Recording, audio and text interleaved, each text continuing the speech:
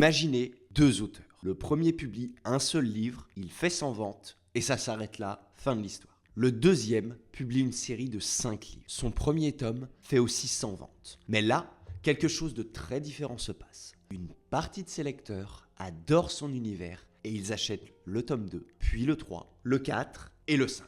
Résultat, ces ventes ne se contentent pas de s'additionner. Elles explosent littéralement et se démultiplient. Et c'est exactement ça, la puissance d'une série. Dans cette vidéo, je vais vous montrer pourquoi écrire une série de livres peut tripler, voire plus, vos ventes sur Amazon KDP. Et surtout, comment en créer une de manière stratégique pour fidéliser vos lecteurs et maximiser vos revenus. C'est parti!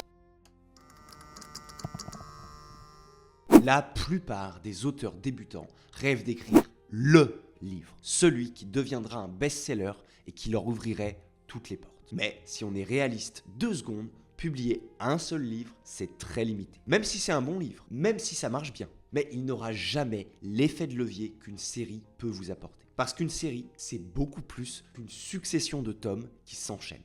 C'est un vrai moteur de vente. C'est un outil de fidélisation, un branding d'auteur qui se construit. Alors, voyons pourquoi une série peut littéralement tripler, voire plus vos résultats sur Amazon et surtout comment vous pouvez en créer une de manière stratégique. Pourquoi une série est plus puissante qu'un one-shot?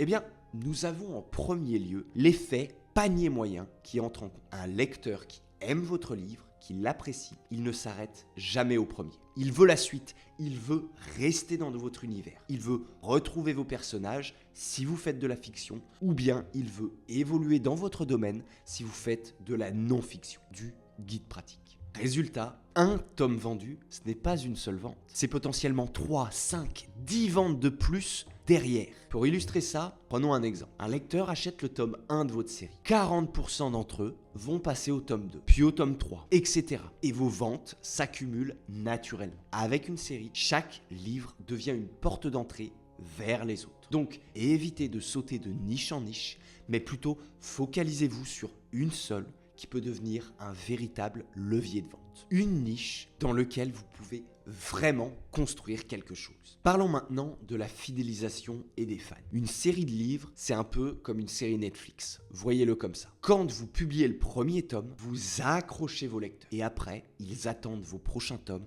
avec impatience. Voyez ça comme un Stranger Things ou un Black Mirror. Une fois que vous êtes dedans, vous ne décrochez plus. Vos lecteurs deviennent des fans. Vous les transformez en véritables fans parce qu'ils veulent suivre votre univers. Et surtout, ils en parlent autour d'eux. Le bouche à oreille, c'est ce qui a lancé Harry Potter, je le rappelle. On veut obtenir cet effet bouche à oreille. Une série construit une audience fidèle. Et une audience fidèle, c'est la meilleure des assurances pour des revenus stables sur le long terme. Point. C'est aussi un atout marketing énorme. Le gros avantage d'une série, c'est qu'un seul tome peut servir de porte d'entrée vers tout le reste. Vous pouvez par exemple mettre le tome 1 en promotion, voire le rendre gratuit pendant quelques jours. Et derrière, vous récupérez des ventes en cascade sur les tomes suivants. C'est comme un entonnoir marketing, mais appliqué à l'édition. Résultat, vous dépensez une fois pour attirer un lecteur et ensuite, il reste chez vous pour les tomes suivants. Ça diminue littéralement vos coûts publicitaires et tous vos efforts marketing. Et enfin, il y a l'effet de crédibilité et de branding surpuissant. Un auteur avec un seul livre publié, ça fait quand même amateur. Même si le livre est bon, mais le lecteur peut se dire « Ok,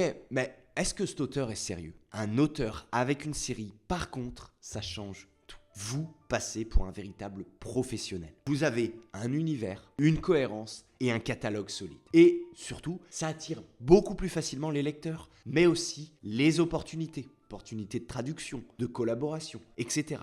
En fin de compte, publier une série, c'est envoyer un message très clair à vos lecteurs. C'est leur dire « Je ne suis pas là pour rigoler, je suis là pour construire. Et vous êtes là pour m'épauler. » Ok, faisons un petit comparatif chiffré. Prenons 2 auteurs pour bien visualiser la différence. L'auteur A publie un seul livre. Il réussit à vendre 100 exemplaires. Résultat, 100 ventes, fin de l'histoire. L'auteur B, quant à lui, publie une série de 5 tomes. Alors, oui, ça prend un peu plus de temps que d'écrire un seul bouquin, mais pour le coup, si vous voulez vraiment vivre de votre plume et que vous êtes sérieux avec votre métier d'auteur, vous les écrirez ces 5 bouquins. Bref, reprenons. Son tome 1 fait lui aussi 100 ventes. Mais là, la magie de la série opère. Parce qu'une partie de ces lecteurs veulent la suite. Remettons 40%. 40% d'entre eux passent au tome 2, puis au tome 3, et ainsi de suite jusqu'au tome 40 s'il existe. Résultat, avec le même effort initial, effort marketing, pas d'écriture, d'accord, l'auteur B se retrouve avec plus de 300 ventes cumulées, sans même compter les nouveaux entrants en cours de route, ok,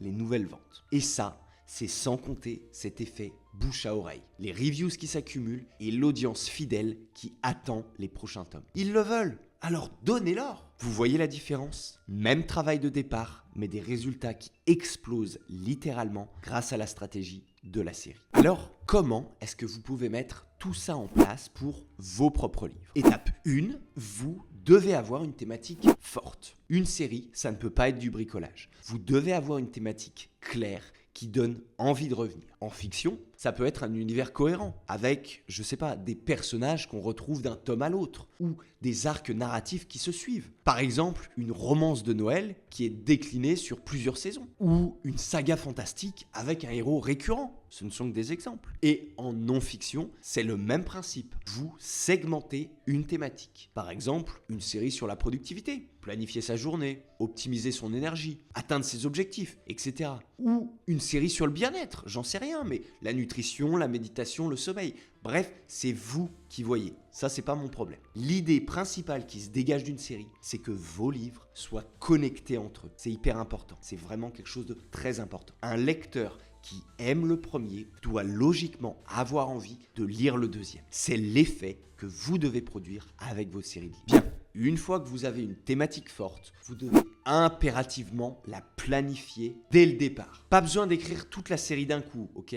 N'abusons pas. Mais vous devez savoir où est-ce que vous allez. Vous devez avoir une vision globale. Donc, 3 tomes minimum avec un arc qui fait sens au fil des livres et une ligne éditoriale claire. Point. En fiction, ça peut être une intrigue principale qui se déroule sur plusieurs tomes. Harry Potter, Le Seigneur des Anneaux, bref, il y a plein d'exemples. Je suis sûr que vous en trouverez. Et en non-fiction, ça peut être par exemple une progression logique. Du style, le tome 1 pose les bases, le tome 2 approfondit, le tome 3 donne des stratégies avancées. Ou même sur un marché connexe, d'accord? Ou autre encore. Vraiment, c'est vous qui décidez. Mais planifiez. Ça vous évite de publier un premier tome qui part dans une certaine direction, puis de ne pas savoir comment enchaîner avec la suite. Alors, avant même d'écrire la première ligne du premier tome, sachez où vous allez. Et enfin, étape 3, gardez une cohérence visuelle. C'est le détail qui tue, mais qui change tout. Vos couvertures doivent impérativement ressembler